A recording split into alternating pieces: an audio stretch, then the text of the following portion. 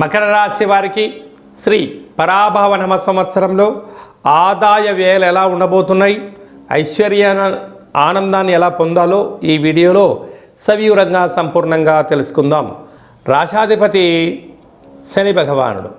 వీరికి ధనావాకు కుటుంబ స్థానంలో రాహు సంచారము చేయడం, ఒకవైపు వీరు మంచినీళ్ళను లాగా ధనాన్ని ఖర్చు పెట్టేటువంటి మనస్తత్వం కలిగిన వ్యక్తులు వీరు.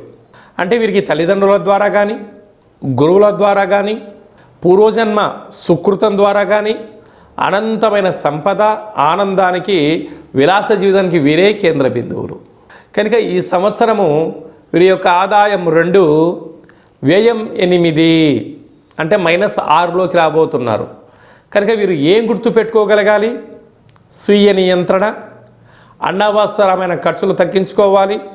విందులని, వినోదాలని, ఆర్భాటాలకు వెళ్ళారా?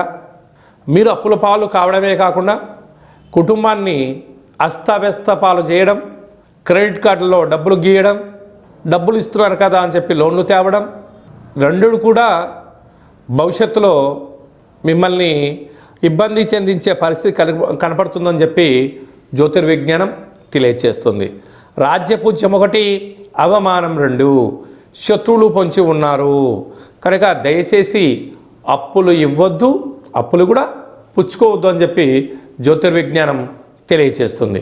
వీరికి తృతీయ స్థానాధిపతి రాజు అవ్వడం, దేవగురు బృహస్పతి అక్కడి శని భగవానుడు కూడా ఉండడం వలన తల్లిదండ్రులతో, అన్నాదమ్ముళ్లతో, అక్కాచెల్లెలతో, పార్ట్నర్షిప్ వ్యవహార కార్యక్రమాల వారితో ప్రేమ, ఆప్యాయత, అనురాగం, సత్ప్రవర్తన మీరు ఉండగలిగినట్లయితే మీకు చాలా మంచి కాలంగా భావించగలగాలి. అర్ధాష్టమ రాశాధిపతి కుజుడు మంత్రివర్యులు అవడం వలన ప్రభుత్వపు అధికారులతో ఎంతో సమన్వయం అవసరం.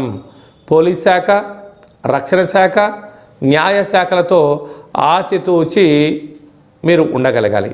అది కాకుండా దూరావాయు జల ప్రయాణాలు చేసేటప్పుడు కూడా ఎన్నో జాగ్రత్తలు పట్టించాలి. వీరు ఈ సంవత్సరము ఇటువంటి పరిస్థితుల్లో 6వ తారీఖు 2వ నెల 2027 పుష్యమాస అమావాస్య శనివారము శ్రవణ నక్షత్ర సందర్భంగా ఆ రోజు దూరావాయు జల ప్రయాణాలు పెట్టుకోవద్దు. కనుక ఈ మకర రాశి జాతకులు శక్తి కలిగితే ఈ సంవత్సరం లోపల కళవు వెంకటేశ్వర స్వామి వారి యొక్క దేవాలయాన్ని దర్శించడం, తోమాల సేవలో